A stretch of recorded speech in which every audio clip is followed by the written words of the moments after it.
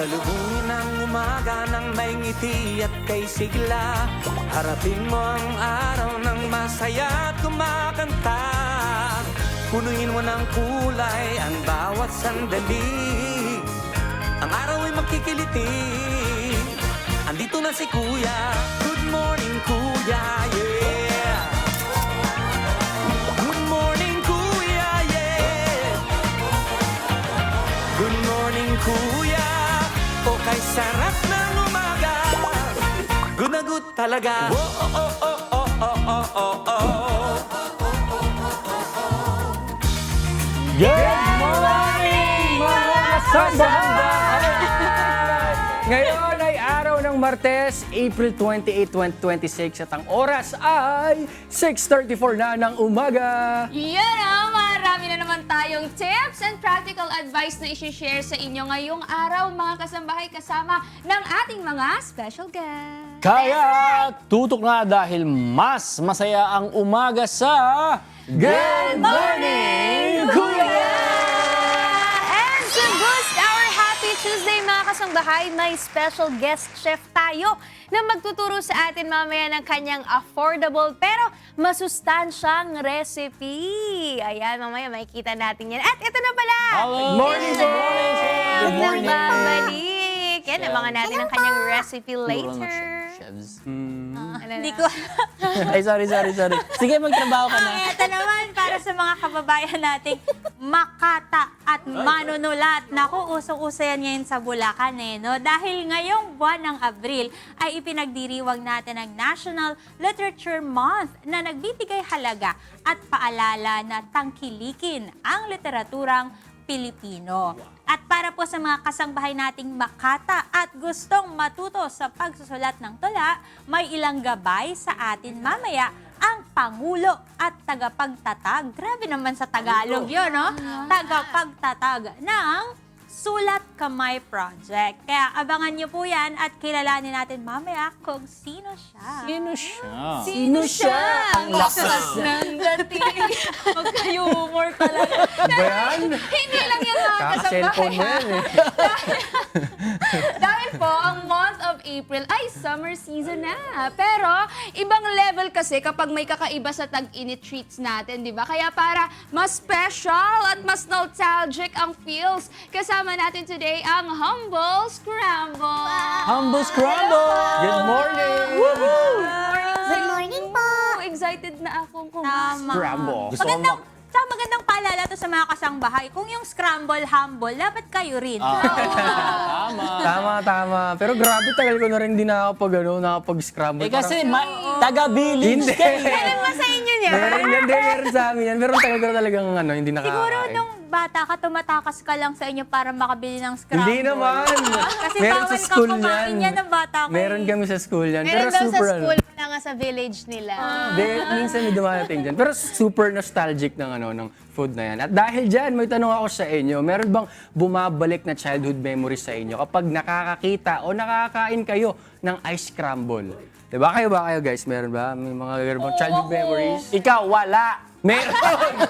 Meron ng mga bata kami. Pagkas mag-basketball, meron dyan sa court. Naalala ko yung mga dugyot days ni Tini talaga dyan. Kasi yung naglalaro kayo sa labas, tapos pag naririnig nyo na yung takbuhan na yan pabalik sa mga nanay, tinghihingi na tigli 5 piso, di ba ganun yun? Tapos pag hindi ka nabigyan, ayaw mo na lumabas ng bahay. Kasi lahat ng kalaro mo, kumakain, ikaw hindi. Kaya na kaya yung scramble ngayon, no? Kasi may nakakwentuhan kami kanina, tres daw nung panahon niya. Nung grabe naman, Nung araw. Nung araw pa Sabi talaga ng yun. makeup artist natin, Grabe, nung araw tres daw, lang, tres no? lang. Ang naabutan ko kasi 5. Lima na ako rin. 5 piso, Lima. tas Parang yung ganun. maliit na cup. Oo, isang lagok lang. Pero ang galing ng scramble, di siya madaling matunaw, no? Hindi tulad ng mga ibang ice na dessert, parang kunyari hinawakan mo ganyan, mamaya tunaw na. Pero ba't kaya yung scramble, parang hindi natutunaw, parang may magic. Mga ka talaga ako sa scramble before. Kasi nung bata ko, hindi ko maintindihan kung saan ba siya gawa. Kasi before, di naman natin nakikita, di ba, kung paano ginagawa yung Ngayon may scramble. video pa eh. Oo. May step-by-step tutorial. Paano hinahalo? Paano? Sample! Ganun ba yung Kinamay. Ganun? Iba, imported yung akin. Kaya pala. Iba, imported yung akin. Ganyan. Ay, scramble. Pero masarap yung scramble pagka lagi nagpapadagdag ng ng gata. Kaso mahal lang powder. yung pag may nadagdag mo. Nadagdagan mo. Ano gatas sa inyo? O mamahalin na gatas. No. Hindi, Gatas basta ng kambing. yung powder yung gusto ko. Maraming powder yung gusto ko na Ah, nagata. meron na kasi yung condense ang ginagamit nila. Condense. Ah. Yung kila Ian, mayroon pang marshmallow, s'mores, gano'n. Di ba? Meron talaga. Sprinkle. Oo, pag may marshmallow, Sprinkles additional pa. bayad na yun. Sprinkles lang ang libre. Ano ba? Pero yung OG flavor niya, yung strawberry talaga. Oh, yung Yung pink. pink. Oo. Ano flavor ba yun? Oo. Akala ko standard yun. Choco. Ako din. Hindi. May iba bang kulay? Oo, may ibang kulay. Akala ko taro yun, di ba taro yun? May Ayan ka na yellow, naman may sa Di ba? Hindi, akala ko taro nga eh. Kasi diba, minsan blue. Anong taro? Ay, hindi. Blue na may pink. Guard! Wala akong ganun. Napapagalataan. Itong candy ba yun? Parang mga ganun magalataan na na. naalala ko eh. Feeling ko kailangan nating matikman yung ice scramble kala Broski. Kasi nga. kakaiba eh. Hindi, Wala parang na. kasing may mix. Nalaglag Kaya ka na. parang feeling ko minsan parang Blue blueberry. pala. Basta Kayo ganun. talagang mga taga-village, Blueberry mga iba lang kayo sa amin. Hindi, sige na. Kayo naman, mga kasambahay. Kapag kumakain kayo ng scramble, anong childhood memory ang bumabalik sa inyo? I-comment nyo lang po ang inyong sagot sa ating Facebook at YouTube Live. Dahil mamaya ibabasahin natin yan isa-isa. Kaya, i-comment mo na! That's right! Oh, pero syempre, speaking of summer, naku, nabalitaan nyo na ba?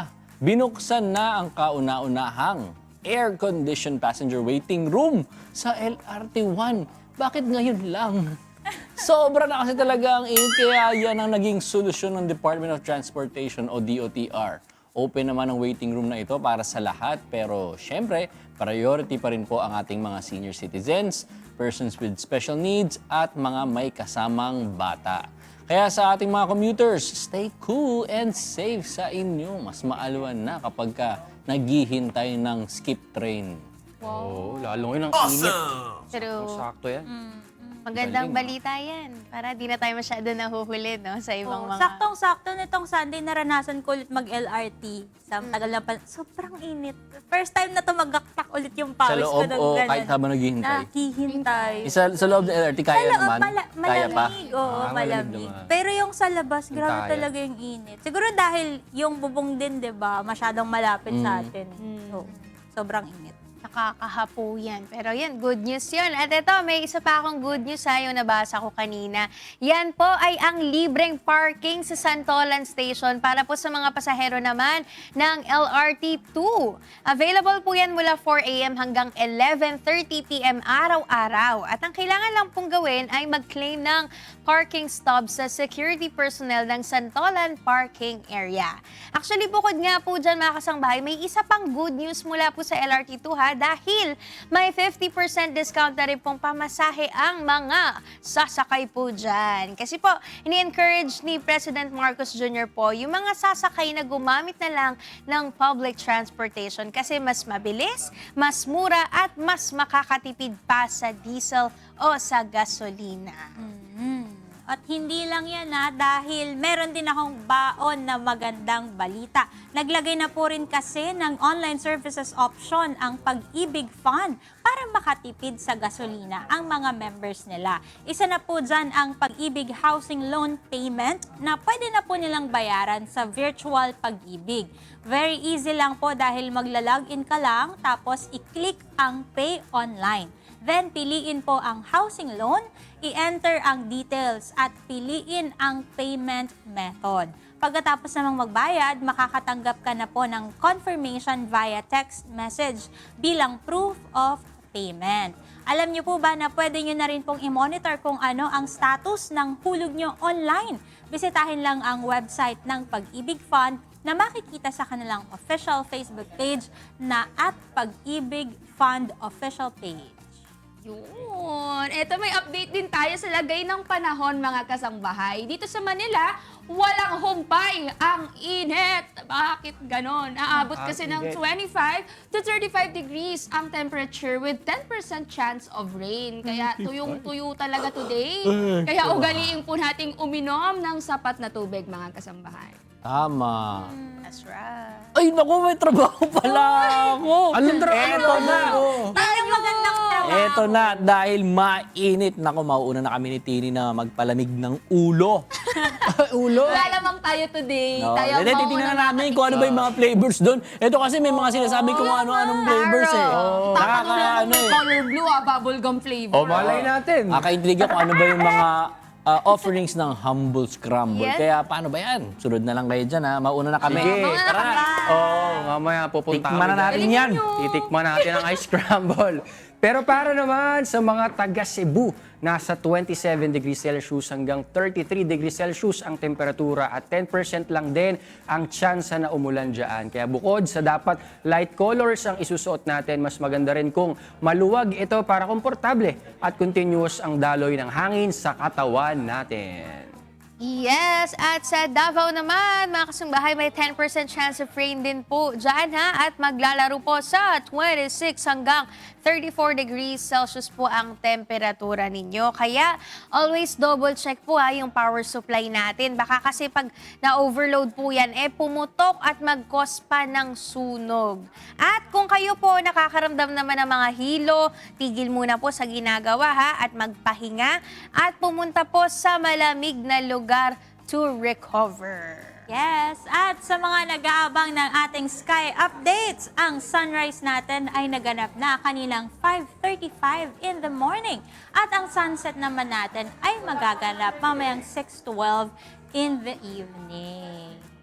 Oh, naabutan ko yan yung sunrise kanina. Kanina nga parang di pa siya sumisikat, pero ang liwanag na. Kasi nakatulog ako sa bus, tapos pag gising ko, ang liwanag na. Sabi ko, hala, Bilis, late no? na ba ako? Tapos pagtingin ko, 5:19 pa lang. Saka maano na, parang maalinsangan na Oo, kagad. mainit agad. Mainit na kagad yung feels. Sa panahon, no? Lalo ngayon kaya nga dapat ina-advise din tayo na uminom lagi ng tubig, di ba? Yung mga dapat preskong damit, yung mga di ka inaano naman natin kasi sinusuot, lalo na pag commuter tayo, di ba? Naku po, talagang uso dyan yung mga nade-dehydrate, mga nahi-heat stroke. Kaya doble ingat po Yes, tayo. saka uso ngayon yung mga portable fan. Sana lagi sila magbitbit ng mga portable fan. O kaya yung kahit pamaypay na lang. Ay, tsaka payong, wag nakakapaso kasi yung init ng araw, wag pong kakalimutan yun. Tsaka yung preskong damit. Mas maigi yung maluwag na lang, wag masyado tayo magsuot ng mga masisikip na mga damit. Pero kami naka-long sleeves, no? Malamig po Malamig kasi naman sa kasi studio. dito, malamig kasi dito. Paglabas namin, yan. Dito na kami yung mga preskong damit. Tama. Si Broski Joshua, parang gusto yata tayong kamustahin. Broski, ano na? Ano na, bro? Tagal. Parang kumakaulap siya. Ayun na. Ang tagal nyo ha. Kaya pa kami nandito, hinihintay namin kayo. Kami yung pinagpapawisan eh. Kaya nga, ang init talaga ng panahon, pero saktong-sakto talaga kasi inaabangan talaga to. Tagal ko nang hindi nakakatikim, no? True. Ng ice Di scramble. ko Ako alam rin. kasi alam mo saan bibili. Para hindi siya ganun ka-visible din. Na Oo. masyado. Hindi na rin masyado maraming naglalako. Talagang meron yung mga ganito na, yung mga nakastall na sila. Ang hirap ng humana. Pero ito na nga mga kasambahay, hindi lang nila tayo basta binisita dahil may iba't ibang flavors Oy! pa silang dala. Ayan Kaya na wag nga. na nating patagalin pa at kilalanin na natin ang crew behind this unique summer quencher na talaga namang nagpabalik. True. Mas talagang bumalik yung childhood memories natin. Let's welcome the Humble Scramble crew, Andrea Villaraza, Lucia Moy, and John Franz Pregonero. Good morning! Welcome po sa Good Morning, Welcome sa aming Kuya. program. Salamat po sa pagdadala ng scramble. Ang dami pong nakamiss ng scramble True. dito, lalo na yung mga kasama namin. Pero ito kasing scramble, sobrang nostalgic niya para sa maraming mga Pilipino. Lalo na sa amin, yung kabataan namin nung araw. Pero di ba nung araw, kala mo naman ang tatanda na. Pero paano niyo po mabinigyan ng bagong twist naman yung classic na scramble na alam nating lahat? True. Anong kakaiba? Ginawa po namin sa Lapit mo na. Ang ginawa po namin sa Humble Scramble is we keep the nostalgic essence ng traditional scramble. Yung kulay, texture, at overall experience. But we elevated it po by introducing overload toppings. Okay, iba-ibang toppings. Ito, nakikita nyo naman. Ito yung sinasabi natin na iba't ibang toppings. Dati, alam ko, ito lang eh. Tsaka Marshmallow gatas. tsaka sprinkles lang. Ayun, Oo, sprinkles. pati Pero yung ngayon, may gatas. mga mas madami pa tayong choices ngayon na pwede nating alagay.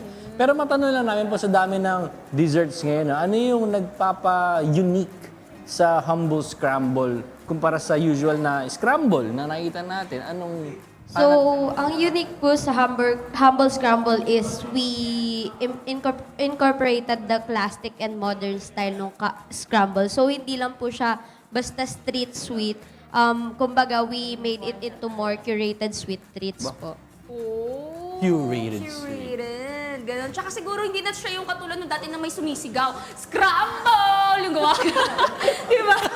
Ngayon siguro may kumakanta na kapag bumibili ka ng scramble. Pero kung first time customer po kami, no, ano po yung pinaka-recommend ninyo sa inyong scramble na combo, yung flavor na pwede nyo pong mai-recommend sa amin? Tama, tama. Pag first time customer po, recommended po namin yung original flavor, which is yung kulay pink. Oo, yun Yun yung muna. nostalgic. Oo. Yun talaga yung nagpapabigay nostalgic sa ating lahat.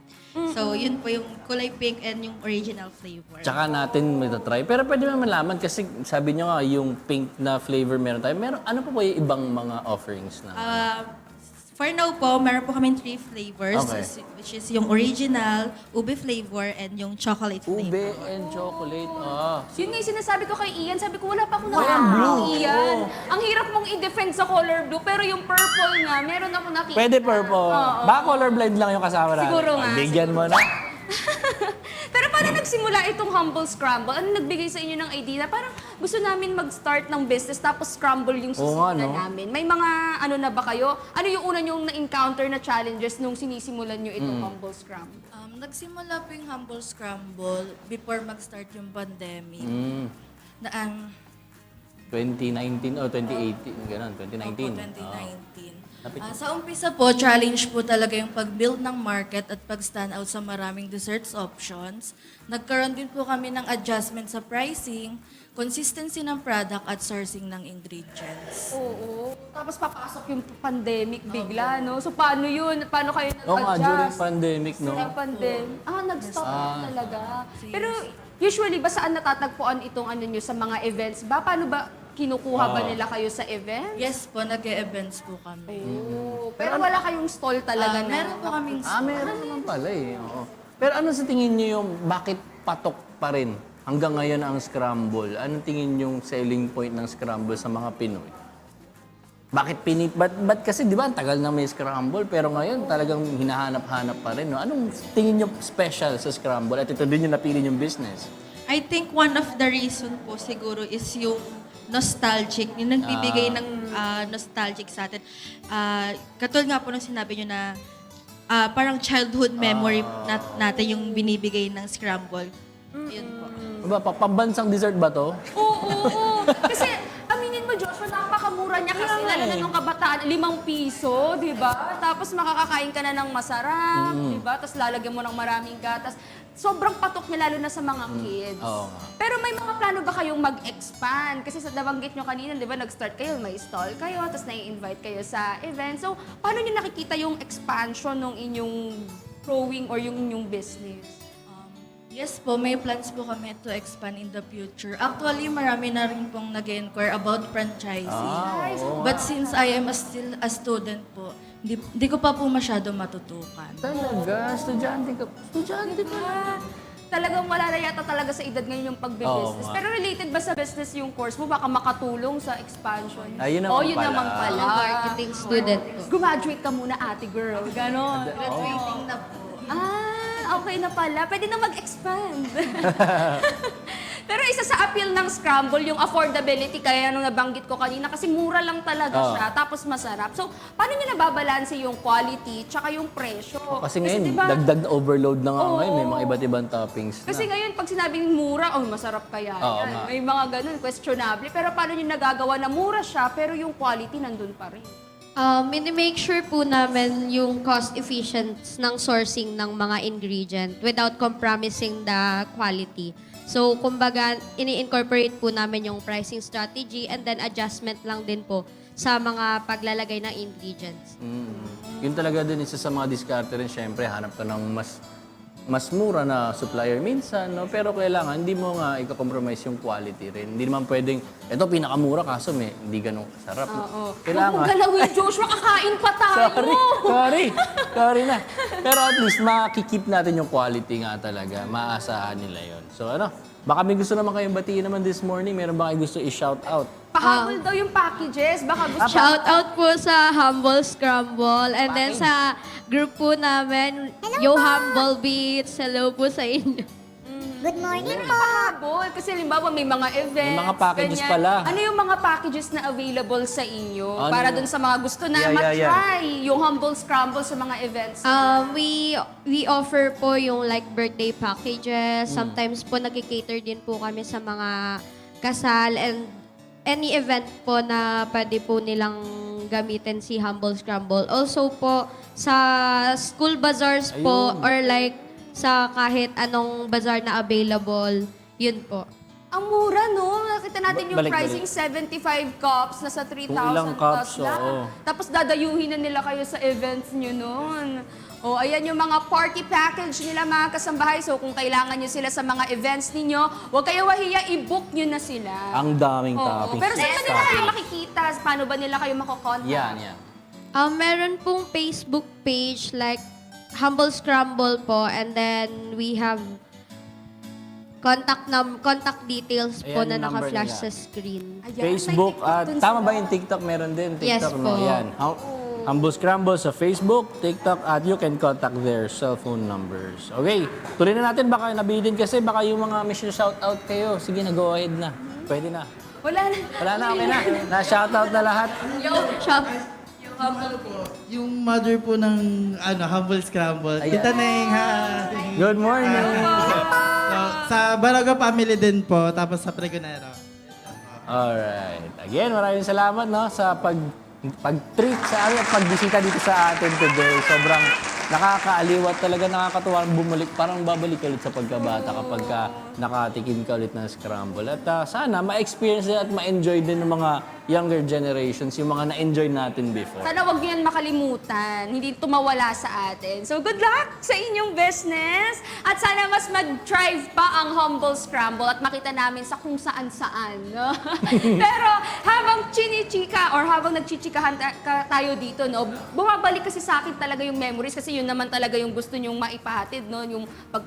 Yung pagkakaroon nyo ng business na to, yung nostalgia, maibalik natin. Kaya na-curious din tuloy ako, ano ba yung, bilang kayo yung owner ng Humble Scramble, ano yung childhood memory na talagang bumabalik sa inyo every time na nakakita ninyo yung yung scramble? Ano yung mga memories na bumabalik? Yung mga memories na bumabalik sa akin, yung pag tumatakbo ako, tapos hinahabol ko yung cart na nagbebenta ng scramble. Sabi ko, Kuya, pabili! Yun yung time na bumabalik ako sa memory ko. Sila talaga yung totoong o yung organic na habulin. Oo. Habulin Sila lang dapat ang habulin. True! Sige, yung iba naman, ano yung bumabalik sa inyong memory? Actually, ganun din sa akin. Pero yung sa akin kasi, bago ako tumakbo dun sa nagbebenta, doon muna ako sa nanay ko para pambili. Humihingi ako ng pera sa mama ko, gano'n. Sige, yung iba. Sa akin naman po, yung mga childhood memories din na pagkabata na parang sugat-sugat ka pa kakalaro, tapos biglang after laro makikita mo yung scramble na dadaan sa'yo, tapos meron pa po before yung ginaganon-ganon. Ayun po, very Nawawala yung sakit nostalgic ng feels sugat, no? talaga. Pag meron ka ng dessert. Sige, last. Sa akin naman po is yung magmamakaawa ka muna sa magulang mo para bigyan ng barya. Oo nga. O kaya yung maghahalongkat ka sa bulsa ng tatay mo. At least nagpapaalam, di ba? Oo, ganun. O sa atin naman pong mga viewers na humahabol sa ating live, kayo naman ang tatanungin namin, kapag kumakain ng scramble, ano yung childhood memory ang bumabalik sa inyo? O i-comment nyo na po yan sa ating Facebook and YouTube live at mamaya po babasahin natin isa-isa ang mga comments na yan. Kaya naman, I-comment mo na! That's right! Nako, marami pa tayong mga bisita makikilala mamaya, kaya stay tuned lang kayo dyan dahil magbabalik po ang Good Morning, Kuya.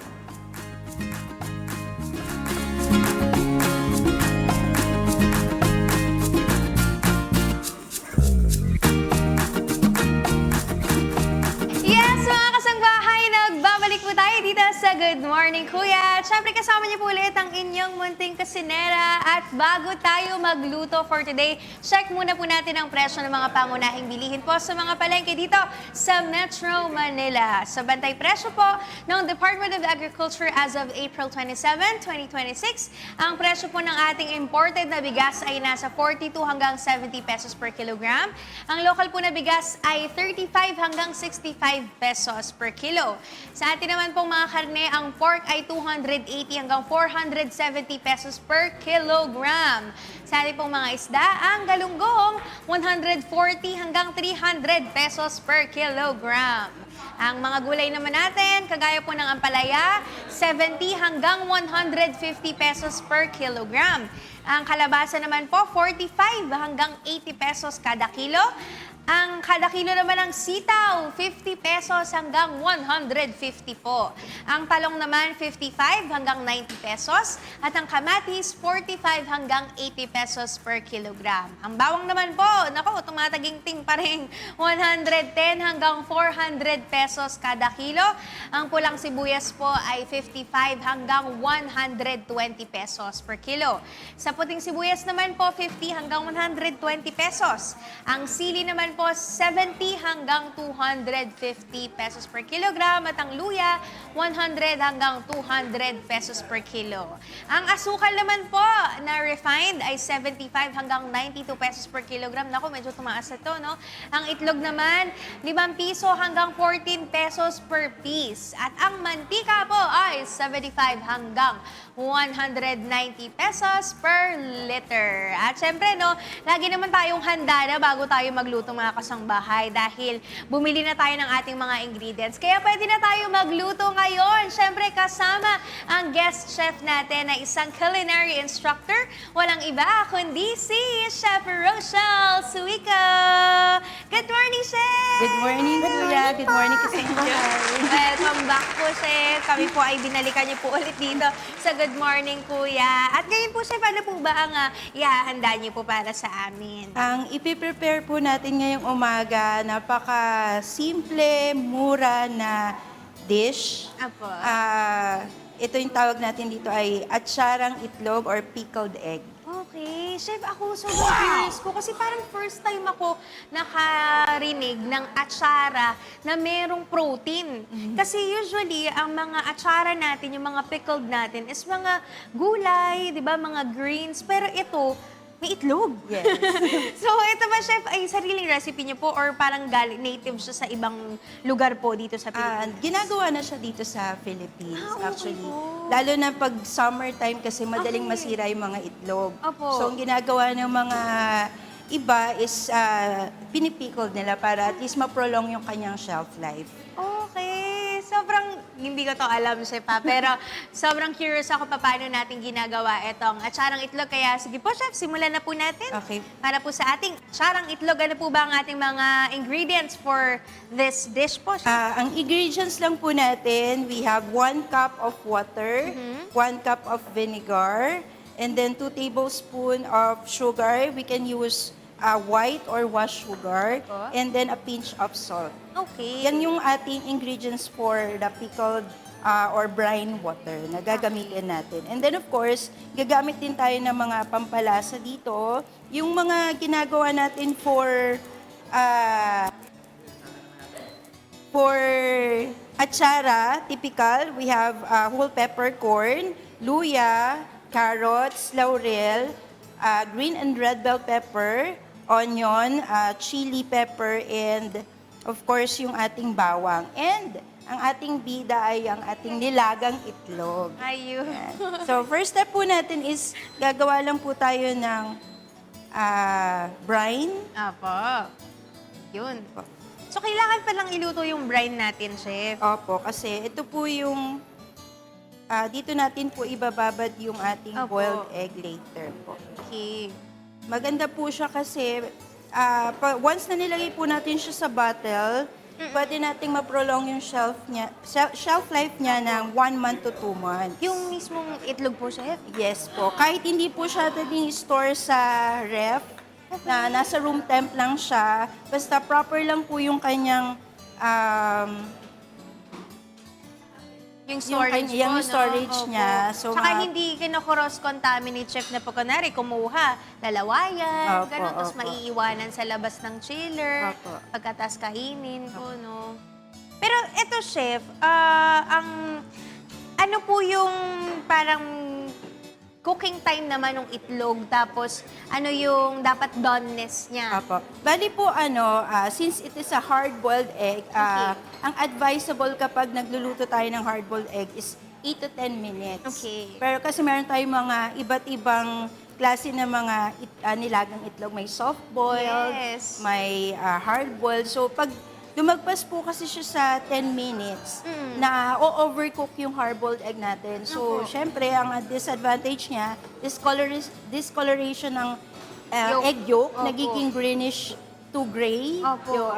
yung kanyang color. And then, medyo nagiging gummy siya. And Opo. dry na rin yung kanyang pinaka, Egg white yung egg yolk po. Opo, yung egg yolk. Nagiging dry na po Okay. So, ang advisable po is 8 minutes po, no, chef? Opo. 8 to 10 minutes. Yes. Tapos, i-shock na lang sa ice water po, Yes no? po, Ganon. kailangan i-ice bath po Ice natin siya bath. para madali siyang ma-crack yung Okay. So, ano na po yan, chef? Ano na pong kailangan hintayin natin So, for the brine? antayin lang po natin siyang mag-dissolve hanggang Okay. sa kumulo po siya. And then, meron po tayo ditong jar. Okay po. Ayan. So, pwede po natin siya ditong ilagay. Okay.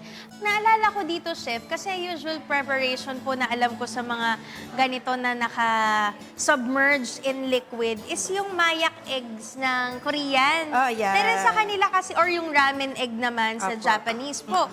Pero sa kanila, soy-based. Pero dito sa atin sa Pinas, suka. Opo. Kasi mas nasanay tayo na gumagamit tayo ng vinegar Opo. sa pag-ferment ng ating mga Oo mga nga, product to prolong natin. yung yung shelf life. Ang Apo. galing. Gusto ko tong gawin at curious ako, chef, kasi mahilig ako sa maasim na mga pagkain.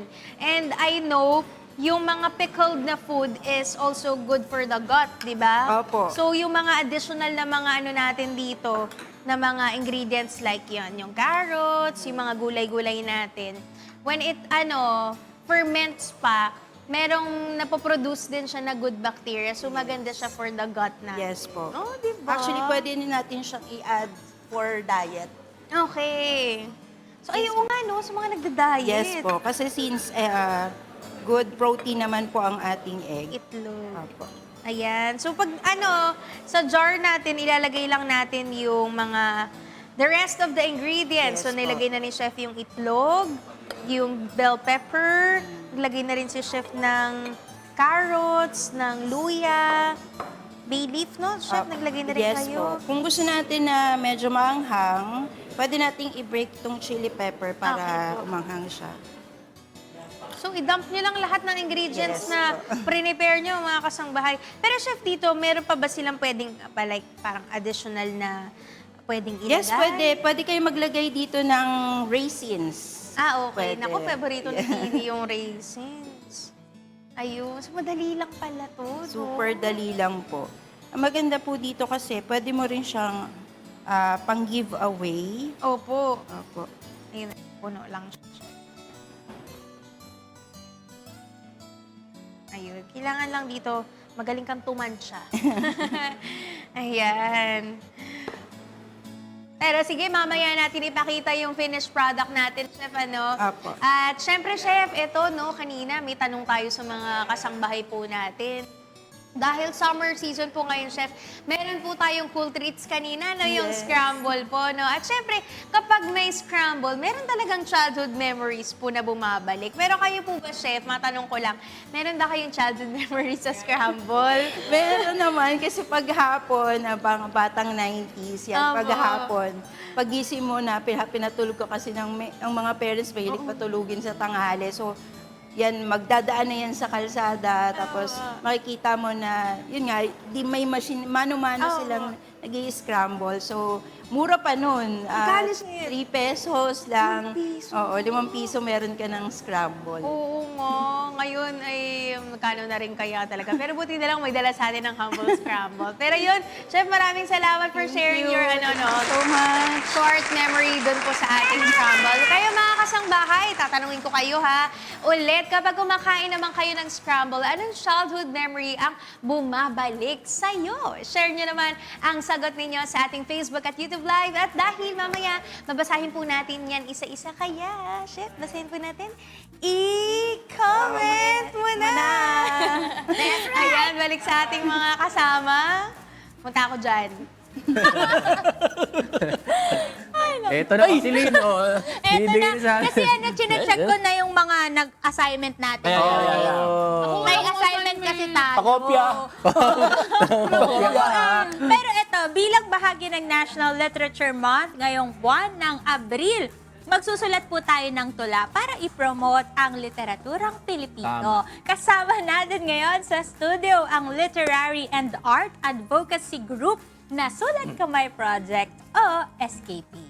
Oo, sinong mag-aakala na ang mga sulat kamay na tula pwede rin palang mabenta, no? Kung paano yan ginagawa, sasamahan tayo ng President and Founder ng Sulat Kamay Project, Broski Rintuy. Tama! Si Sir JV Nunez. Good morning!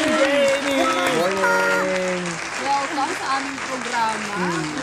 Kasi kami nakwentuhan muna kami nung about sa SKP kami ni Broski dati, Oo, diba? before. Pero ngayon, para mas ma-share natin, mas malaman ng mga kasambahay natin, kailan ba nagsimula itong Sulat Kamay Project? Ayan. Siguro, much better na hawakan ko yung pakitangan. Yan, ano nga ba yan? Ayan. Oo nga. Good morning po sa lahat ng mga kasangbahay natin na naka-tune in ngayon sa Good Morning Kuya. Yun. Yan. Tas, ayun nga, etong Sulat Kamay Project, nag-start siya nung April 25, 2023. So, kaka 3 years lang namin itong April 25. Happy anniversary! Third Ayan. year. So, yung Sulat Kamay Project, ang concept niya is yung mga tula, pwede siyang handwritten, kagaya po nito. Tapos, ito ngayon ay naibebenta po namin. So, parang naging platform siya sa iba't ibang mga writer na mahilig magsulat ng tula na dati nakikita nila ipinopost sa Facebook, ipinopost sa iba't ibang social media platform, ginagawang libro. Pero nung nakita nila na na-display siya sa isang coffee shop, parang mas nagkakaroon ng value na lalo na alam mo na handwriting ito nung mismong author na gusto mo. Kasi iba yung value ng handwriting mas may effort. Ayan. Kaya naman. Ay ba, nakaka-copy-paste na lang ngayon? Hindi tulad nung talaga, yung nagsulat, sinulat talaga niya mismo. Mas may impact. Tsaka Japes, kumbaga Sir JP pala. Sir JP. Medyo close kasi kami nito Close kasi kami nito. Pero emphasize lang natin yung value ng handwriting o sulat kamay, lalo na ngayon na digital age na tayo. Ayan, nung nag-start po kasi ang Sulat Kamay Project, may mga teacher na nag-join, may mga nakausap akong teacher din, and may partner po kami na university, yung Polytechnic University of the Philippines. Nababanggit nila sa amin ang mga estudyante ngayon dahil pumasok na tayo dun sa digital age. More on, lalo sa school, ang setup dati, sinusulat sa blackboard, sa pisara. Yan ang term nila, diba? Tapos sa whiteboard. Ngayon, naging na siya digital, sa TV, sa projector. Yan ang ginagamit sa school So yung mga estudyante, parang yun na yung nakakasanayan nila. Tsaka yung handwriting, hindi na rin nagiging ganun kaganda. Yung... dahil nagpapalit na hindi na napapractice yung handwriting. May isa kaming artist na nagsabi sa akin recently na yung tula, meron siyang gustong isulat na tula na parang yung handwriting mo, it's parang DNA mo Na-identify ka doon sa handwriting na ginagawa mo. So yung mga artist kasi namin, may sarili-sarili silang handwriting. So kumbaga, parang pag nakita mo yung handwriting na to, oo nga. ito yung nagsulat niyan. Sa akin, magulo yung DNA ko yata. May kinalaman. Pero ang cool ng concept, no? Pero yung sa mga natin, wag silang mawawalan ng pag-asa kung sa tingin nila pangit yung sulat nila. Kasi ako, nag-start ako na talagang pangit yung sulat ko. As in, parang kinahig ng manok. Pero nung may nanghiram kasi sa akin ng notes na gusto niyang kumopya, nung binigay ko yung notes, ibinalik sa akin. Sabi niya, hindi ko rin maintindihan. Gusto niya kopya, hindi niya maintindihan. Noon, after nun, nag-try ako na baguhin yung stroke, alamin kung ano yung pen na gamit na effective sa akin. So yun, ayun, yung hindi ko akalain na yung ganun palang ginawa ko sa pagbabago sa handwriting ko ay mapupush itong Sulat Kamay project na hindi lang para sa akin, pati sa iba, pwede ko siyang maituro. Uy, ano naisip ko, di ba, yung sinabi ni JP, totoo naman sa mga art, yung mga artist, meron silang sariling art style eh. Tapos madedistinguish mo talaga, eto siya yung ano nito, siya yung gumawa ng painting na to, siya yung gumawa ng art na to. Okay. Pwede rin pala sa handwriting. Tsaka naisip ko tula. rin pag, for example, ako fan ako ng someone, tapos nakita ko yung handwriting niya, parang doon ko maisip na, parang part to ng ng identity niya, di ba, na expression niya. Ang alaw, Di ba? hala, ito siya. Oh, parang gano'n na, parang gano'n na. Ito Di ba? yung pakita natin. Ganda na Yan. concept. Yan. Ito yung isa sa siguro masasabi naming most valuable na SKP item. Ang tawag kasi namin dito mga SKP item. So itong SKP item na ito ay sinulat ko po and meron siyang signature po ni Kuya Daniel Rason. Kuya Daniel Razon. Diba? Yung value lang na meron Tama. siyang pirma pa lang yun ni Kuya.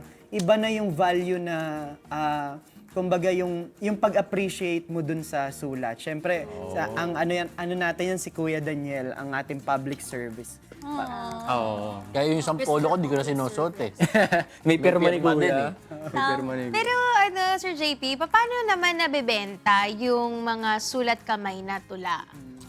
So yung mga eto na tinatawag nating SKP item, meron kaming tinatawag na commission-based setup.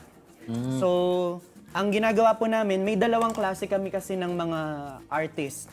Merong artist na marunong siya magsulat ng tula at magaling din siya mag-calligraphy. So pagka ganun ang setup, meron silang 70% na makukuhang commission every total sale ng SKP item na mabibenta. Meron din naman, magaling siya mag-compose pero hindi maganda yung handwriting niya. So ang ginagawa namin, pinapartner namin sila sa calligrapher para mapag-combine. Pag nabenta yung SKP item, merong commission na 40% yung original author, may 30% commission yung calligrapher, tapos yung SKP, meron kaming 30% commission para dun sa operating expenses, tsaka dun sa pangarap naming makonstruct yung SKP gallery. Yung setup naman niya para mabenta, ang ginagawa po namin, parang open pledge system. So hindi siya yung normal na ito yung price niya, bilhin mo siya sa ganitong value. Ang ginagawa po namin, ito yung starting price niya, magkano yung ipipledge mo for the project. Kaya siya Sulat Kamay project. Kasi ang long-term goal niya, mag-create ng isang art gallery na puro handwritten yung nakasulat. Wow. So kung halimbawa, nag-start siya ng 1,000 pesos, gusto mo siyang bayaran ng 2,000 pesos para dun sa project, kumbaga nagtuturo rin siya ng art appreciation dun sa mga bibili na art collector. Totoo nga. Tsaka bukod sa, di ba, parang yung mga paintings, merong emotions din eh. Ibang klase din yung mga tula kasi may damdamin talagang binibigay, pinapahiwatig pag nabasa mo kaagad. Agree kay Diba? Agree, Sis Ira. Pero para sa naman sa proseso, paano naman yung ginagawa yung mga ganito, yung mga SKP item? Pwede mo ba kaming bigyan ng paano ba step by step na paggawa? Mukhang gagawa tayo ng tula ngayong araw na to. So, ipakita ko lang din yung mga materials na ginagamit namin. Yung mga artist kasi, nakadepende dun sa gusto nilang gawin or design. So, meron po kaming una ang gamit, yung papel. Special paper siya. So, siya yung kung makikita lang natin at mahahawakan, meron siyang texture na parang canvas ng painting. Tapos, meron siyang watermark ng SKP logo for the authentication na nirelease talaga siya ng Sulat Kamay project. Tapos, yung mga pen na gamit, meron po kaming mga calligraphy pen na ginagamit. Depende rin sa artist kung anong gusto niyang gamitin na pen. Kung yung mga nagpe-paint, ang gamit nila paintbrush, kami iba-ibang klase ng calligraphy pen. Okay. So, yung calligraphy pen, ang pinagkaiba niya dun sa ordinary na pen, meron siyang mga tip na flat. So kapag ka nagsulat ka ng letter, nag-stroke ka, nagkakaroon siya ng variation. Hindi siya yung pagbilog lang, isang line lang siya. So yon, may mas mahabang tip na kagaya ng 4.1, may 1.0, may 2.0. So nag-iiba-iba siya ng itsura. Tapos, Yan. Tapos, Gusto nyo ayan. i-try? Oo, sige. Meron ba tayong Let's nakasulat? do this. Let's Oh. go! Yan. Ito yung paper. Hindi naman limited to sa ano, no? Yung, ang tawag dito, cursive or ano na, Writing. calligraphy writing. Kahit ano ba, Yun. pwedeng Pwede ba style. practice? Ako, dun sa observation namin, thank you. merong kasing iba-ibang font style na pagkakasulat din eh. Okay. Merong nagsulat na cursive, meron yung puro capital, meron naman para siyang typewriter, yung pagkakasulat ng font. So, gano'n, iba-iba. So, depende sa'yo. Depende sa, kung ano yung kaya ng isulat ng artist. Pangit pa naman ang sulat. Depende sa'yo, yung DNA mo nga eh. Depende sa atin. Wala akong ginawa. Depende pa rin to sa utak ko paano ko to simulan. Pero dito ba, Sir JP, sa gagawin namin, poem lang or kumbaga tula ang pwede lang isulat or pwedeng iba naman. Ano ba gusto mo? Or parang wala, something na parang gusto mo lang sabihin, parang statement mo lang, nagaling sa'yo, gano'n. Love letter ba? Hindi naman. Parang close lang talaga siya sa sa tula, kumbaga. For sa Sulat Kamay Project, mainly tula yung pinoproduce namin. okay. Pero meron din kami kasing service na ang tawag namin, handwriting service. So kung may gusto kang, halimbawa, naisulat na dati, kasi meron ganun parang dedication letter siya, na naisulat niya dati para sa mahal niya sa buhay. So ginawa namin siya ng, ng Sige, magsulat na tula. daw tayo. Yun, sige. Susulat na kami. Ano ba yung mga Prepared na tula kami. na isusulat niyo? Meron kaming ni-ready, syempre. Nahanap ko lang first. Sabi mag-ready daw eh. Lobo. Pakopya! Ako meron akong tula na gawa nang nakita ko sa notes ko, 2016 pa. Kaka-copy-paste. Ito! Pwede, 2016. Pwede pa Ito meron naman akong ito din ay, sample nga. meron akong version na nagawa nung 2015. Na-recover ko siya. nire-write dito. So ngayon, nire-write ko siya sa Dito na version sa ng papel Sulat na to. Kamay Oo Project. nga, no? Nakaka-pressure Tapos yung ngayon, tula. sold na Oo tong, nga eh. Talaga? nabenta na tong artwork. Paano yan? Iniram lang? Hiniram mo lang. Para sa mga katulad Babalik mo din. na talagang hilig yung paggawa ng tula, pagsulat ng tula, paano ba sila magjo-join sa Sulat Kamay Project kung gusto nila na sumali? Sulat na kayo. Iniram ako. Ay, pahinga. Yung Sulat Kamay Project, meron po kaming official Facebook page, yung SKP.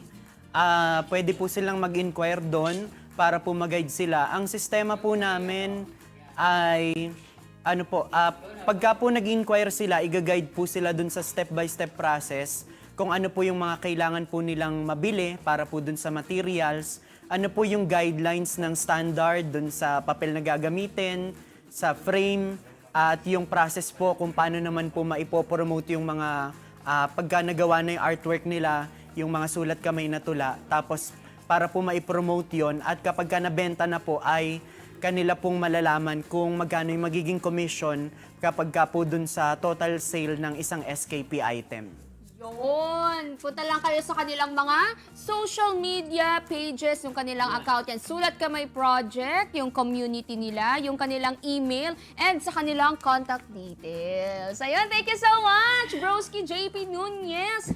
At nakaka-inspire na-discover natin, no, yung ganda ng wikang Filipino, pati na rin yung mga local literature natin. At sana, mas mag-grow pa yung Sulat Kamay Project. And more power to all Filipino authors, ha? Sumali kayo dito para magkaroon tayo ng mas maraming mga manunulat, hindi mawala yung gano'n natin na, yung galing ng mga Filipino sa pagsulat ng tula. Tama. Manulat at manunula. Art of writing. Pero teka, may pahabol kaming tanong para sa iyo, JP. Syempre, lahat tatanungin natin. May mga ano tayo, sweet treats tayo ngayon, di ba? Itong scramble natin, meron ka scramble diyan, no? Pero ang gusto ko namin malaman kapag ka kunyari scramble ang pinag-uusapan, anong childhood memory yung na bumabalik sa iyo? Pakita natin yung ating scramble. Ako siguro yung kabataan ko na, alam mo yung naghahabulan pa kayo sa kalsada.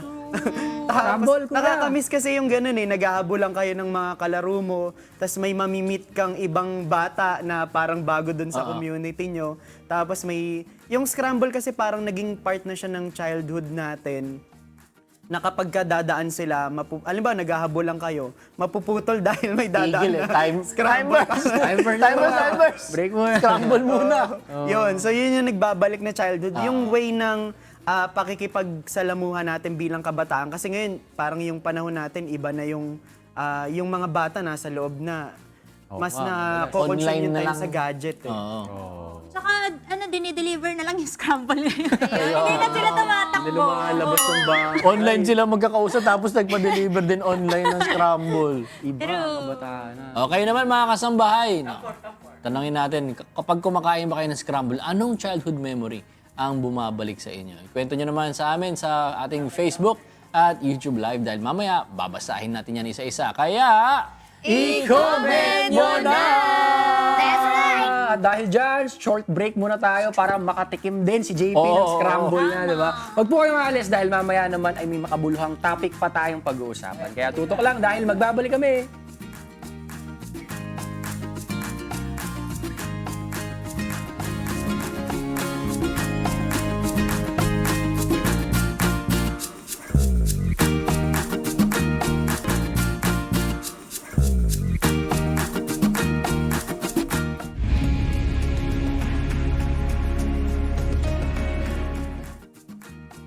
Nagbabalik ang Good Morning Kuya at ang oras po ngayong umaga ay 7:29 at oras na para sa ating usapang pangkalusugan. Alam niyo ba mga kasangbahay na ang head and neck cancer ay isa sa pangunahing nakamamatay na uri ng cancer.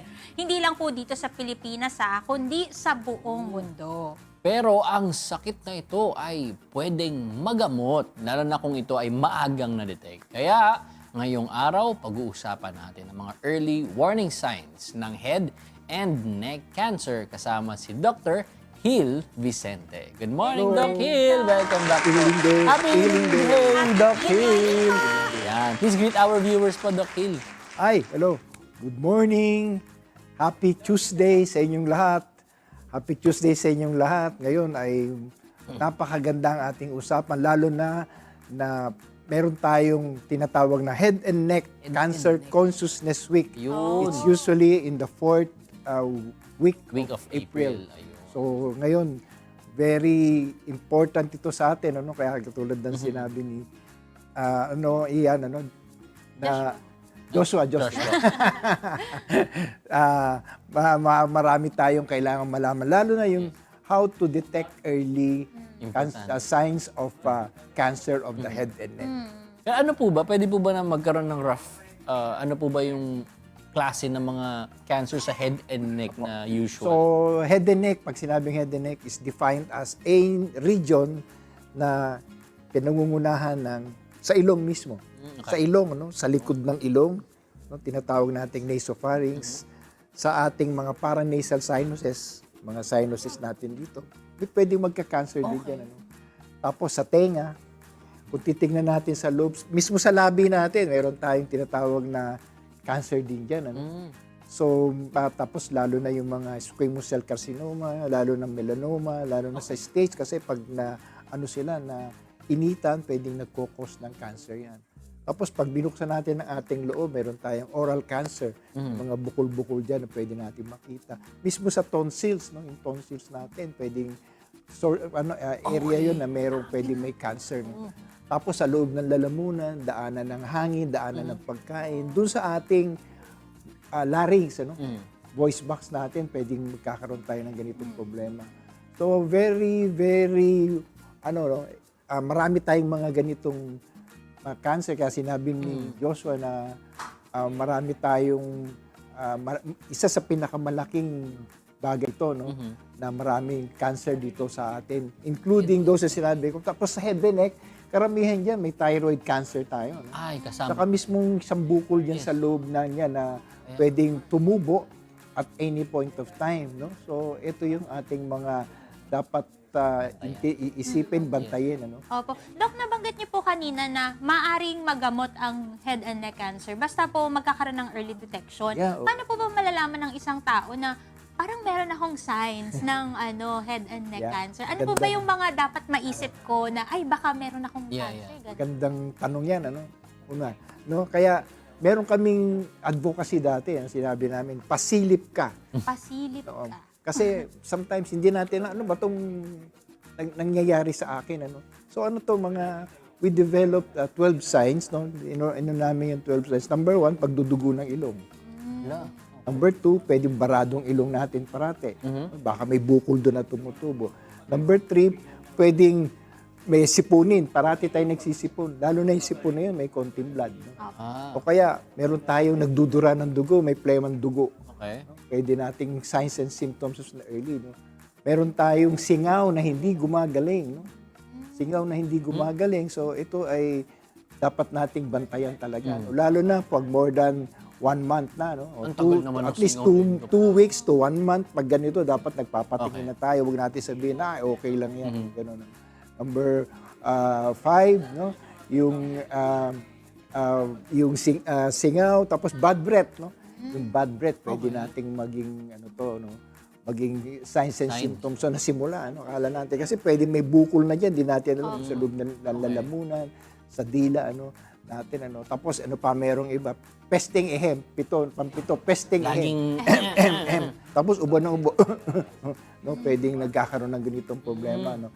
Tapos, yung parang may baraba sa lalamunan, number 8, no? Parang may bala sa lalamunan, Constant na bara po yun, no? Constant, maski na hindi, maski na sometimes Minsan na, pababugso-bugso the fact na hindi naman talaga kayo, bata pa lang kayo, o kaya maski na matatanda, dapat aware kayo na pag nahirapan kayo lumulo, parang may bara sa May lalamunan, mali.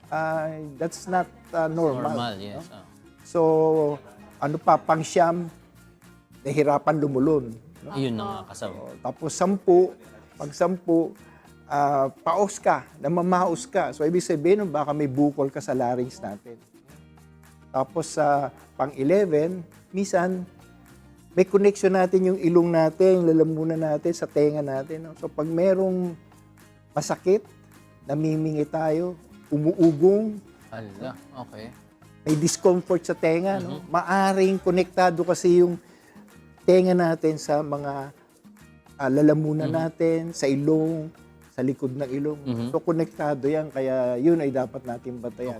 At saka, siyempre, yung pinakahuli, pag merong maliit na bukol dyan, hindi gumagaling. So, bukol na maliit, na maski na maliit yan, lalo na pag malaki, lalo na dapat natin bantayan. So, yun yung mga 12 signs na ating babantayan. So, early signs, pero yung bukol, late sign na yun. Kaya, Kaya pagka Huwag na paabutin sa pangdulo po, no? Yung mga umpisang signs, bantayan na. Oo, bantayan na. Yung mga sinasabi natin. Pero usually, basta meron kayong na ganitong nangyari, dapat talaga bigla nating be aware of these things. Yes, so. Ngayon alam na po natin yung mga signs to look out for. Pagka pumunta po isang pasyente pumunta po sa inyo, ano po ba yung mga diagnostic test na pwede nating gawin? Una, yung simpleng examination namin, bubuksan yung ilong, yung speculum, bubuka yung bibig, tapos kakapain ng leeg natin.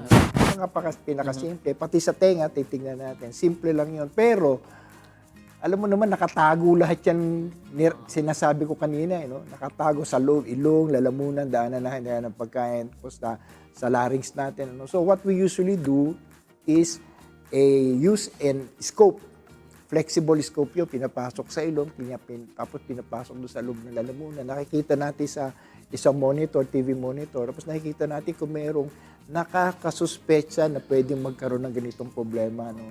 So, bukod pa sa endoscopy, pero very important to, kaya nga sinabi ko kanina, pasilip ka, and this is an early diagnostic test na pwede natin gawin. Kaya pag pumunta tayo sa ENT, yun ang isa sa mga dapat nating i-request o nire-request ng ang ating mga ENT specialist. Tapos, ano mga iba?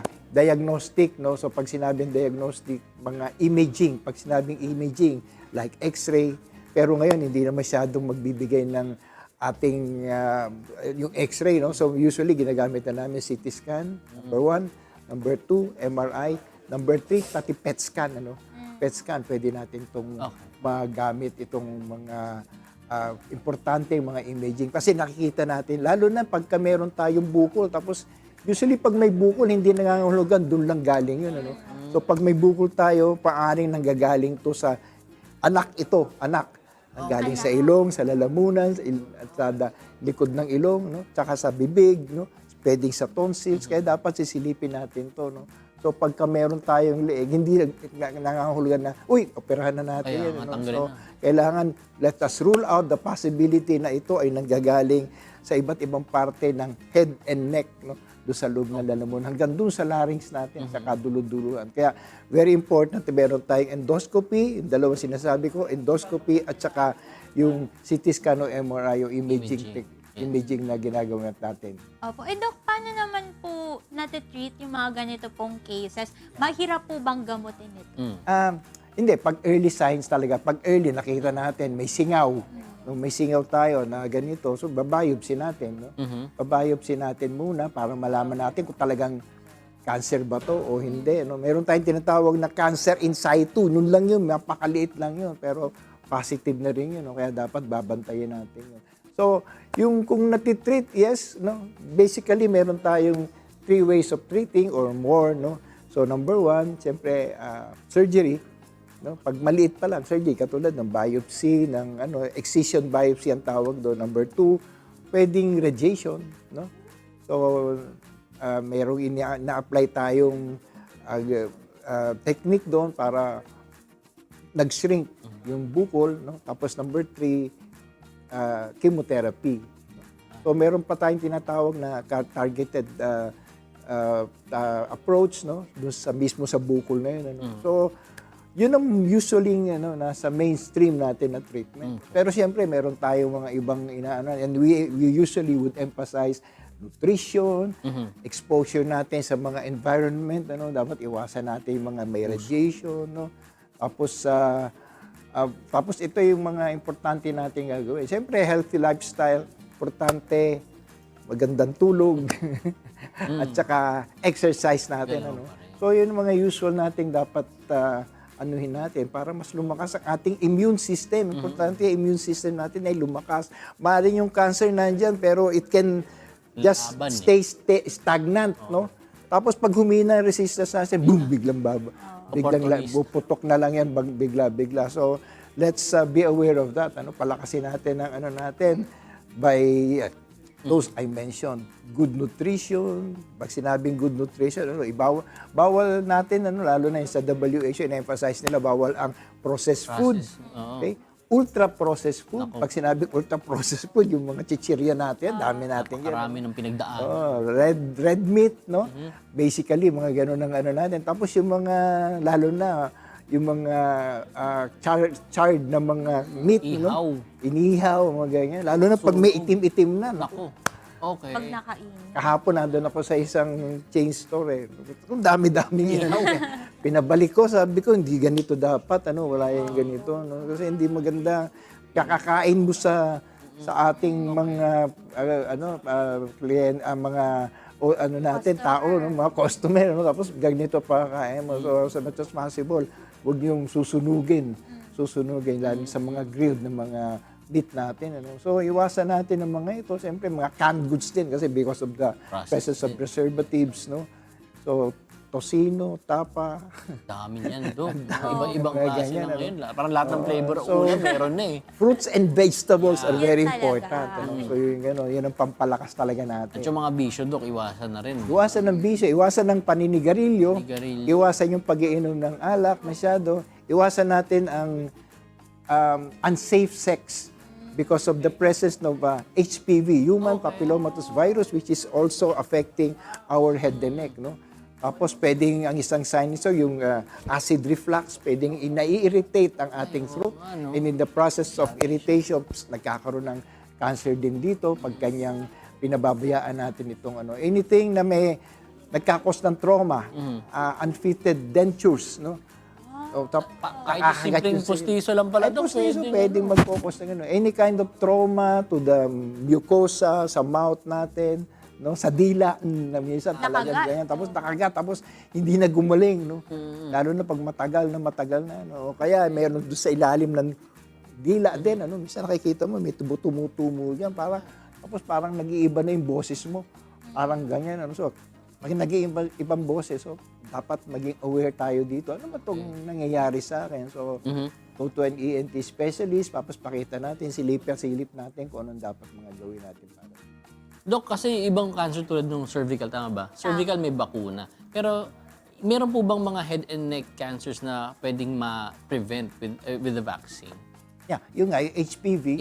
Kaya meron tayo, kaya sinasabi natin, have safe sex. Safe sex, kaya kunyari meron tayo dito, meron tayo injection, may HPV vaccine. Yung pa lang ang aking nakikita na ano natin. Hopefully meron pa tayong madiskubre pag ganyan na para makatulong sa ating mga kababayan na merong ganito. No? So may mga importante nating gawin para merong iba ayaw ng vaccines eh. No? So hindi tayo mapipilit yun kasi minsan talaga merong allergic siya, medyo takot din sa lasa. Doc, last question lang. Yes. Sa mga babae kasi naririnig ko yung HPV vaccine, meron po bang vaccine for men? Hindi, yun na rin. Pwede Pwede rin pong ibigay sa kanila. Same So, lang pala. Yan, tapos siyempre, importante, safe sex. So use whatever, no, condoms, mga importante, mga para hindi tayo, tsaka siyempre, Stick to one. Tama. Stick to one. So, huwag maging masyadong maraming partners, no? Kasi pag maraming partners, tsaka siyempre, if ever you do that, kailangan be aware na pwede mangyari itong ating mga ganitong kapalaran. Ayan, Doc, mga kasangbahay natin, nag-iisip na ngayon, ako, saan ba ako pwede magpa-check up, Doc? Saan po ba nila kayo pwedeng punta? So,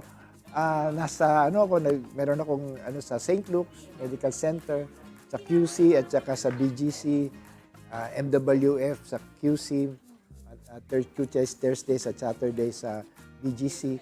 So, yeah, saka nandiyan yung aking mga telephone number where you can contact me. No? So, I will answer you naman, pag hindi lang siguro ako sasagot, pag busy ako o kaya naghihilik na ako. Pag may time si Doc. Yeah.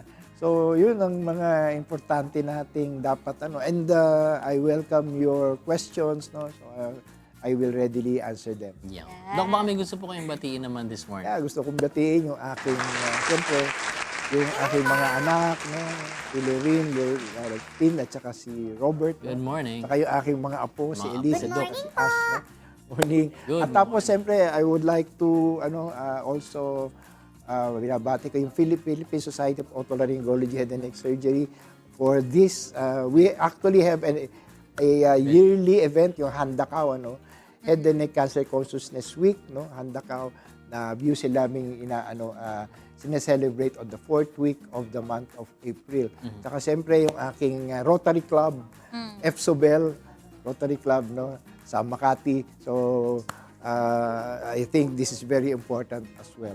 Yeah, good morning Good po sa morning. inyong lahat. Happy Healing Day po sa inyo. Yes, thank Happy you so Healing Day, much Happy po. Healing Day. Thank you so much, Dr. Hill Vicente, sa pag-share ng very important and informative advice. O mga kasangbahay, tandaan natin yung mga tinuro ni Doc na tips sa pag-aalaga sa ating head and neck para makaiwas sa cancer. Kasi dapat healthy tayo. Pero, ito, balita namin, luto na daw yung healthy na breakfast natin. Take it away, Ira, ang munting kusinera. Yes! And we're back mga kasangbahay with Chef Rochelle Suico. At syempre may kasama po kayo, Chef, Yes, kasama ko po yung aking mga HM students na nag-prepare ng ating breakfast for this morning. Ayun. Pero hindi pa natin napakita sa ating mga kasangbahay yung kaninang dish na prepare natin, yung atsarang itlog. At ito na siya mga kasangbahay. Nilipat lang natin dito sa bowl para mas makita nyo properly. Ito. Ayan, sige. Yon, perfect! Pero ito, ayan, sige, pakita natin. Yan! So, ito yung mga components ng ating atsarang itlog. Balikan nyo na lang po yung recipe kung di nyo po nasundan mga kasangbahay. May replay naman tayo. Pero, kung ilalagay nyo siya sa chiller, sa ref, ito, sabi nga ni Chef, ito, pwede nyong ilagay sa jar. Alright, maraming salamat pa, Chef Rochelle. Pero, meron pa po kayong ibang dinala po para sa amin for today. Sige po, Chef, pag-guide naman. Meron kaming soup, which is the molo. We have the rice, and then crispy bagnat kare-kare, lumpiang Shanghai, isa sa mga nostalgic na merienda, yung ube bars, and then yung cookies. Yay! Wow, maraming salamat po, Chef. Nako, ang grabe naman to, fiesta na naman dito sa atin. Sa Good Morning, Kuya. Pero Chef, sa mga kasangbahay po natin, kayo po ba ay merong parang catering services or parang private chef din po ba kayo? Kung gusto po nilang umorder na to, Chef, saan po ba nila pwede itong orderin po? Actually, meron po akong bake shop na nagko-customize po ako ng mga cakes. So, pwede po kayong umorder sa Queen Cake 0328. Ayun, order lang kayo dyan mga kasangbahay. At sige, pa-shoutout na rin natin sila. Kaway naman kayo. Ayan. Chef, kayo po, baka meron po kayong gustong i-shoutout. Go ahead po. Good morning po sa lahat ng mga taga NU Dasmariñas, sa aming mga heads, sa CJHP officers, lahat ng faculty members ng HM and Tourism Department. Yun. Chef, maraming salamat po uli. Kayo po ay nakabalik dito sa aming munting kusina. Kasama ang munting kusinera. At kasama rin po ninyo ang inyo pong mga estudyante po.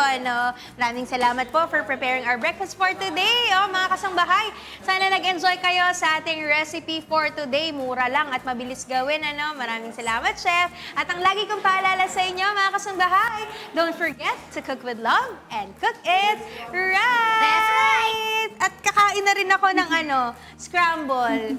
Kala nyo puntahan natin yung mga ibang kasama natin. Kasama si Doc po. Scramble kami, mag-scramble kami with Doc Hill. Na rin si Doc Hill. Doc Hill, pwede naman kami kumain ng scramble, di ba? Doc? Minsan-minsan lang naman. Minsan-minsan lang naman. Doc, meron po ba kayong magandang memory ng scramble nung bata kayo? Meron na po bang scramble ng bata kayo? Scramble egg ang scramble egg. Itlog ang naalala ni Doc. Iba. Sa UP, Rambol. Rumble. Hindi scramble. Lagi ako lang nag-gets. Iba-iba yung memory ni Doc Parang masaya pag-usapan yung mga memory ni Doc Nakakatuwa naman yung mga memories na yan. At nakakatuwa din kami, natutuwa din kami makausap ang ating mga kasambay sa ating comment section. Kaya na kasi di ba nagtanong tayo kung ano naman yung childhood memory na bumabalik sa kanila kapag kumakain ng scramble. O ito na yung mga entries nila. Ang sabi ni Jocelyn Gutierrez. Ako po, naalala ko noong childhood ko, pag may scramble ay tuwing hapon nag-aabang kami ng aming kalaro. Tapos, nagpapadagdag kami ng milk powder. Ang bait walang extra charge kahit may dagdag milk powder Tama. Yun. Ang Di sarap. ba? Nagtataktak na lang sila ng extra na milk powder. So yung kung pwede po dagdag, parang ako magpapadagdag kasi ubos na yung ko. Hindi nakahalo kasi ibabaw lang yung kinakain. Ayan Padagdag. ubos Mga na. technique yan, mga technique. Gusto kong scramble. Yung walang Yeah. Classic. Same tayo, te. Gusto ko yung Simple lang. classic lang. True yan. Pwede po. Sa akin naman gusto ko try lahat ng toppings. Topping. Gusto ko lahat nakalagay sa akin. Kasi Para nag-gym matry. ka naman Ay, oo, mabuburn ko naman. burn oo. mo naman. Mga kasambay, walang aamin dito na pangalawa na namin, ha? Walang magsasabi na pangalawa na namin to. Pero ang sarap niya kasi. Totoo. Ito naalala ko yung bawat iniyak ko para sa scramble nung bata ako. Tsaka ang galing kasi Childhood memories. ito din yung lasa nung scramble na nakakain natin. Sobrang, very nostalgic talaga. Nakakatuwa. Pero pag nagtitimpla rin po ba kayo ng scramble, pinapakita nyo rin po ba sa mga customer na inaangat nyo? Hindi naman po. Hindi naman. Para make sure na talagang yung...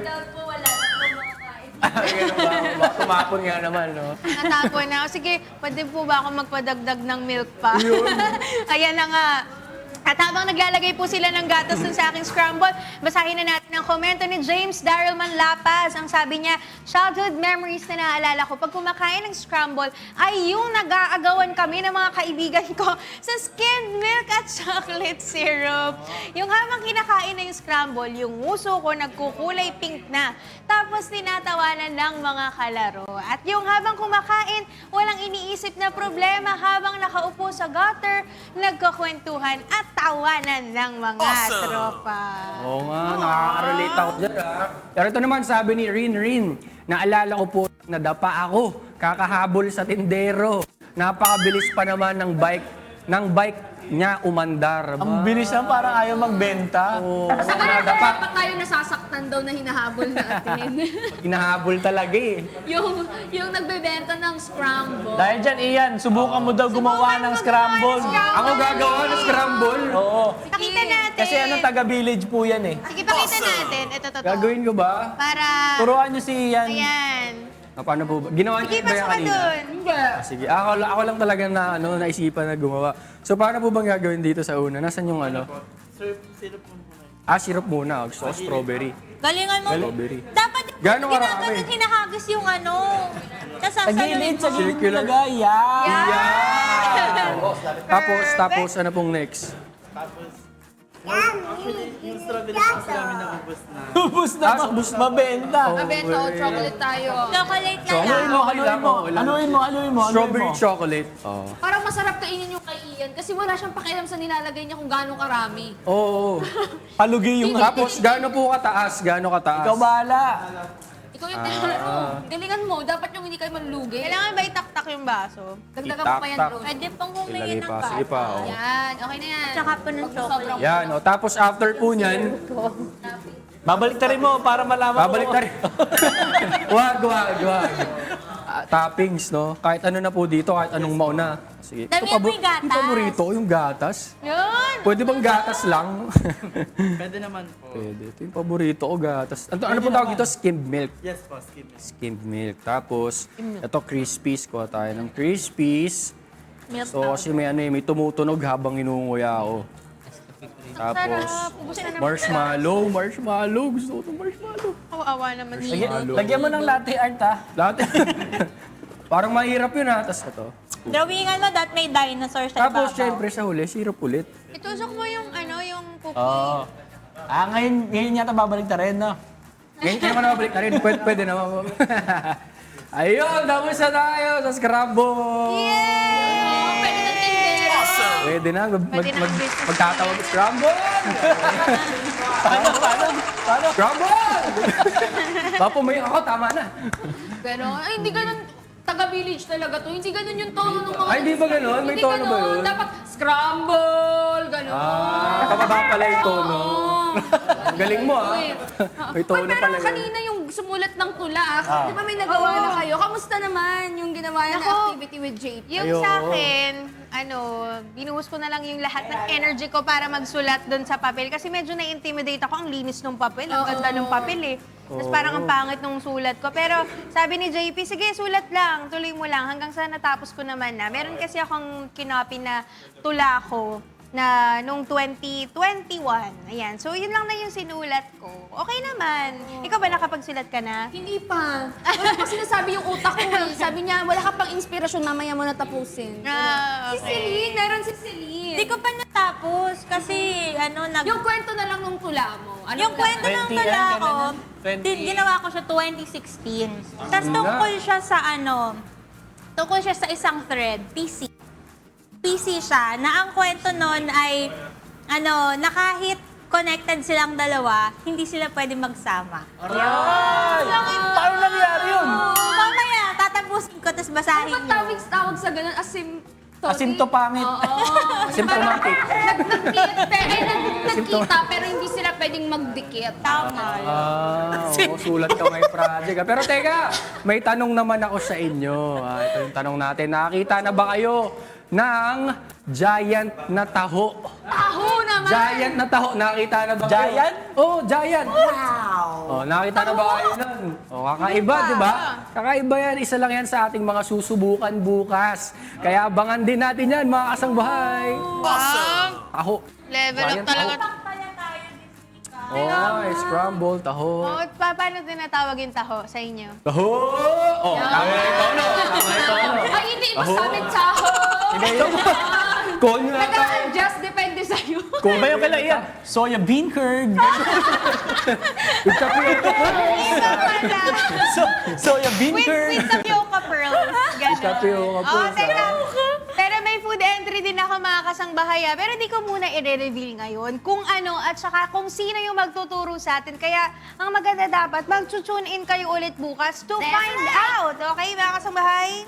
Yes! Yeah. At meron din tayong bisita ang doktor bukas na may mahalagang professional advice na ibabahagi sa atin. Kaya kung gusto nyong lagi kayong updated sa mga ganap natin, mag-like and subscribe lang kayo sa ating official page ng UNTV News and Rescue. And of course, sa mga Facebook accounts at iba pang bagay na meron sa social media.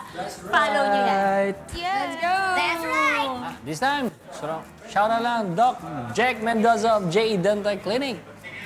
Bisitahin niyo sila sa kanilang Facebook and Instagram page or sa clinic at 161 Unit 1, 3rd floor, Bansalang Street, Veterans Village, Quezon City. Contact number is 0917-312-5742. Yes, good morning lang sa aking mami, sa aking daddy, at kay Yuna. Good morning! Ako po, good morning lang sa Miranda Restriction family, Victoria Hina family, and kay Mami Virgie. Good morning! Yes, and good morning din sa Martinez Dental Clinic located at Camus Street, Gavan Medical Building, Barangay Dakila, Malolos, Bulacan. Check nyo lang ang kanilang mga social media accounts, Martinez Dental Clinic. And thank you so much kay Dr. K. Chris Martinez Rota for taking care of my pearly whites. Martinez Dental Clinic, we make your dreams smile possible. Nag-toothbrush po ako. Yeah! Huwag niyo i-close up pa, baka may gatas pa ako sa labi. Baby ka pa! May gatas pa siya sa labi. Pero yun, good morning sa aking mother, kay Kuya Zay, kay Zia na uuwi ng Bicol, and kay brother natin, good morning sa inyong lahat. Hello po! Itong pa kami gustong batiin. Doc! Doc! Binati na ni Doc. Nabati ko yung ating mga pasyente. Iyon. Kumain na masyadong matamis. Ay, sorry. Sorry po. Biro lang, biro. Biro lang. Hindi, pang bata kayo, Joke lang. pwede pa naman eh. Pero kaming may mga problema na sa sugar, kailangan Ayun lang. mas, Moderation. ano. So, kaya konti lang kinain ko, pero masarap. Pero pag sumakit na may nalamunan niyo, punta lang kayo. Sure. Galing mo talaga. Kay Doc Hill. Natin doon. Diretso tayo kay Doc Hill. Ayan. Samahan niyo kami ulit bukas sa ating mga interesting, informative, and entertaining activities dahil mas masaya ang umaga sa Good morning, Kuya! Kuya!